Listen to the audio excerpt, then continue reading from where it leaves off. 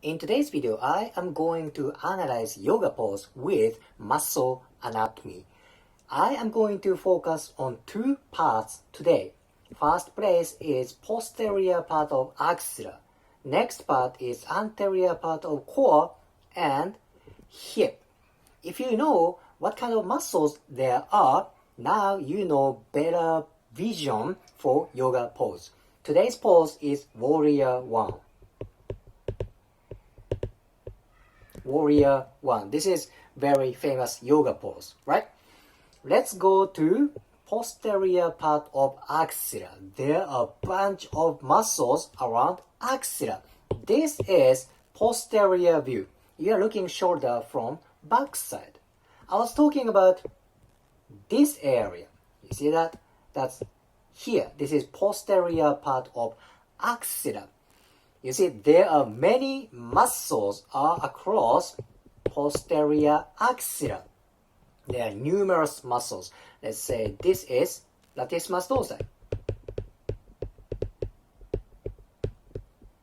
Latissimus dorsi.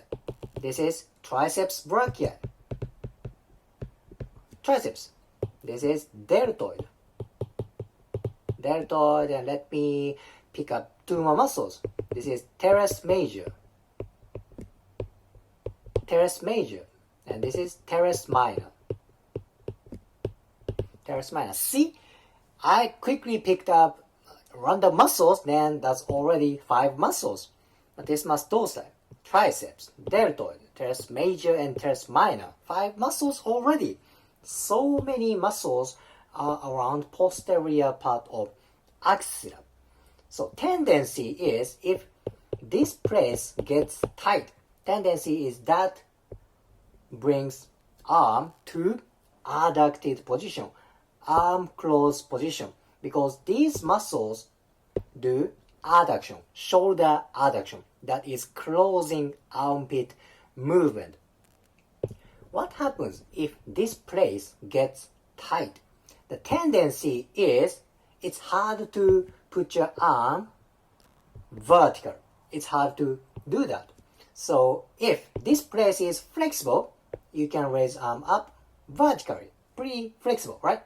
However, if this place is tight, tendency is your arm kind of goes outside. It's hard to bring arm completely vertical. Does it make sense? This is first tendency.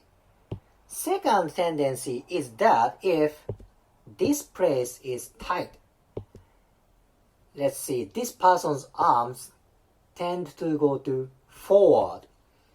She cannot bring arms completely vertical.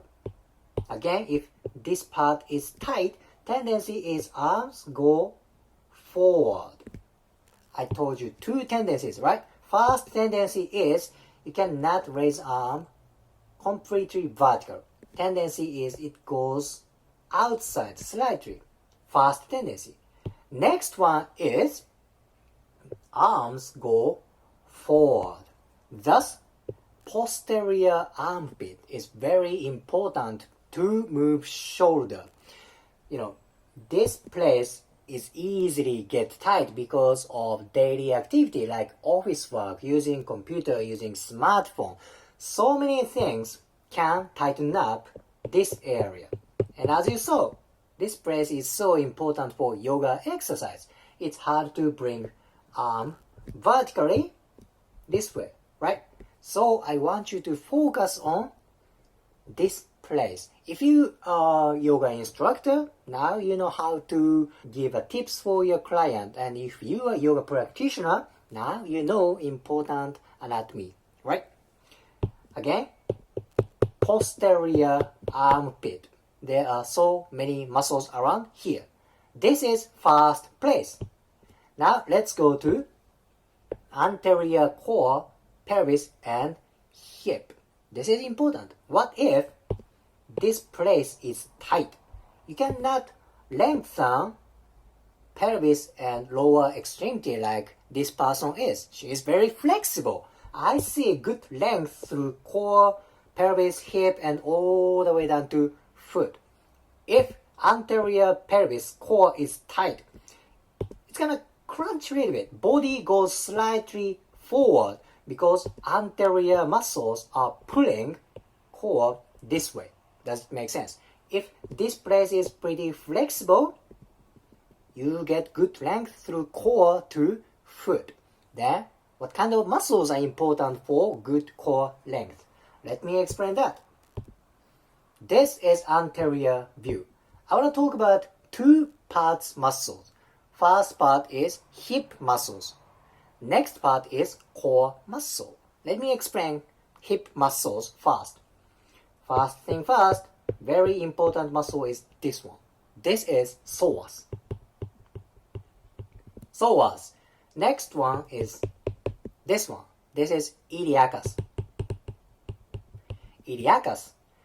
Sometimes these two muscles together, it is called iliopsoas. These two muscles are so important to get length from core. These two muscles are from deep inside of abdomen and pelvis. So in this picture, let's see iliopsoas is from about here, very deep part of core. If this place is tight, your body tends to go forward, like kind of crunch position. You cannot lengthen core like this. Thus, flexibility of psoas and iliacus is, crucial for warrior one pose. You need good length from core. I believe psoas and iliacus flexibility is important for core length. It makes sense.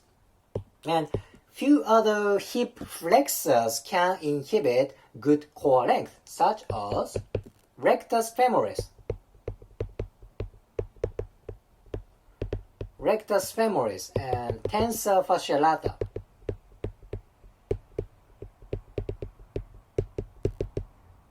These two muscles are also hip flexors. If hip flexor is tight, it tends to bring hip anteriorly.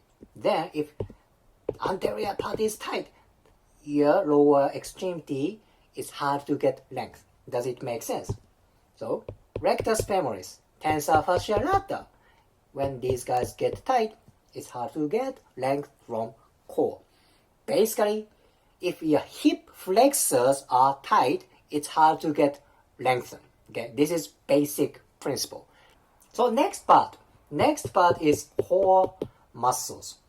The most famous core muscle is here, right? This is rectus abdominis.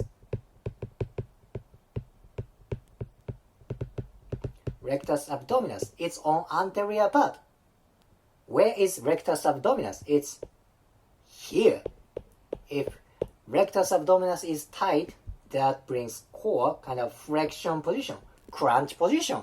Now it's hard to get good length from here because this is freaking tight. How come you can get length from core?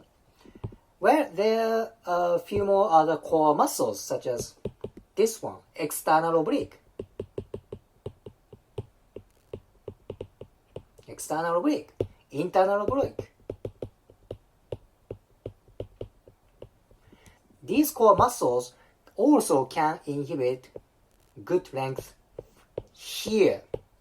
Ab muscles, tight ab muscles inhibit this anterior body length. I was talking about two groups, right? Hip flexors, psoas, iliacus, rectus femoris, tensor fascia lata, these hip flexor muscles. And next one, abdominal muscles, rectus femoris, external oblique, internal oblique.